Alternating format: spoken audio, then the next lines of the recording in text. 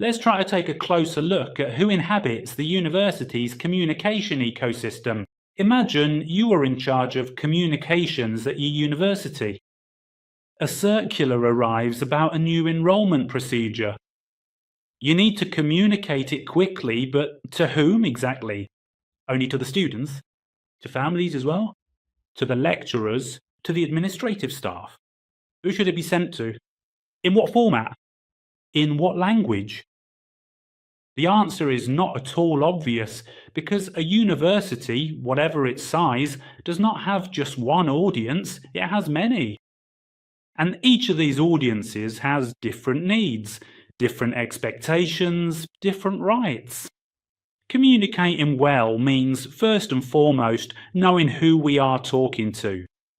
This lesson introduces the concept of the university stakeholder and the principle of communicative responsibility that follows from it. In the literature, anyone who has a legitimate interest in an organisation is called a stakeholder. When applied to universities, the concept expands considerably. A university does not simply deal with users or clients, it has highly diverse stakeholders, each connected to the institution by different types of relationships, each with very specific expectations. Each one, and this is the interesting part, has the right to receive clear and relevant information. We can organise these stakeholders into three main categories. The primary internal stakeholders are students at various stages of their studies, teaching staff and researchers, technical and administrative personnel, and the university's governing bodies. The primary external stakeholders are represented by students' families, funding bodies such as the Ministry, regional authorities, the European Union, partner companies, professional associations, and secondary schools. The secondary stakeholders are the media, other universities, evaluation agencies such as ANVER, student associations, and public opinion. Three categories, three levels of proximity to the institution, three different communication needs, varying degrees of involvement in university life. A student experiences the university daily. A funding body observes and evaluates the institution. A media outlet interprets it and communicates its image to the outside world. Communication, as a result, cannot be uniform, but must be tailored to the type of relationship that is established. How do we put this diversity into practice? Quite simply, by recognizing that the same content needs to be communicated differently depending on the recipient. Let's take an example, a new way of managing a project funded by the European Union. An international first-year student leads simple, direct, and accessible language. A partner company needs data, deadlines, and contacts. The European funding body, on the other hand, requires formal documentation and regulatory references. We need to be aware that the quality of communication is not a property of the text itself. It is a relationship between the message and the recipient. The same message can be perfectly clear to a lecturer and completely incomprehensible to a first-year student. This is where the concept of communicative responsibility comes into play. If we adopt Habermas's perspective of communicative action, we view university communication as being oriented towards mutual understanding, aimed at reciprocal comprehension. After all, it's not just about conveying information, but about creating the conditions to fulfill that right to clarity we mentioned earlier. Understanding, in this sense, is not simply agreement. It doesn't mean that everyone has to interpret a text in the same way.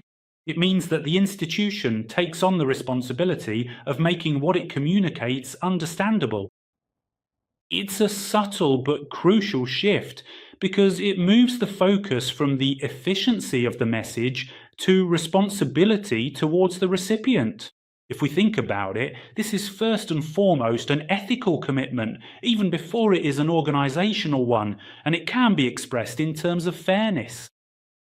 When we take a closer look at the student stakeholder, this fundamental principle ensures that they are guaranteed the right to receive comprehensive and clear information, regardless of their mother tongue, family background, or any disability they may have. Conversely, communicating information in an unclear or selective way becomes a form of institutional inequity and undermines trust. And when we introduce artificial intelligence into these processes, who takes on this responsibility? The answer is clear, both from an ethical and a regulatory perspective. The European regulation on artificial intelligence, known as the AI Act, explicitly states that responsibility for the outputs generated by artificial intelligence remains with the institution that uses it. Artificial intelligence, after all, doesn't sign anything, nor is it accountable for anything. The university institution, on the other hand, is. So, using artificial intelligence in university communications isn't wrong, but it does require oversight, awareness, and clear criteria. Practically speaking, what changes for those responsible for managing a university's communications? The way communication processes are designed changes. Designing a communication process today means defining who creates the content, who checks it, and who ensures it is appropriate for the context. If we use artificial intelligence tools, we need to integrate these steps into the operational workflow. It's not enough to produce a plausible text, it's necessary to ensure institutional consistency, the accuracy of the information, and relevance to the target stakeholder.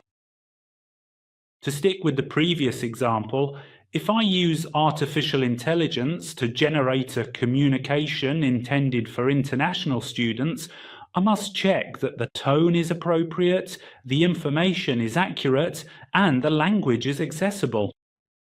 This kind of checking isn't done by the machine, it's done by us.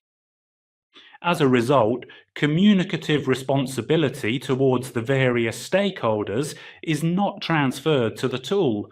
It remains in the hands of those who have the institutional mandate to inform and communicate. Let's try to sum up this lesson. We've seen that a university has many stakeholders, each with different needs. Communicative quality is not a property of the text itself. It always depends on the relationship between the message and its recipient. And the responsibility for that relationship is always human, even when we choose to use an artificial tool as an aid. These principles form the basis for consciously designing contemporary university communication.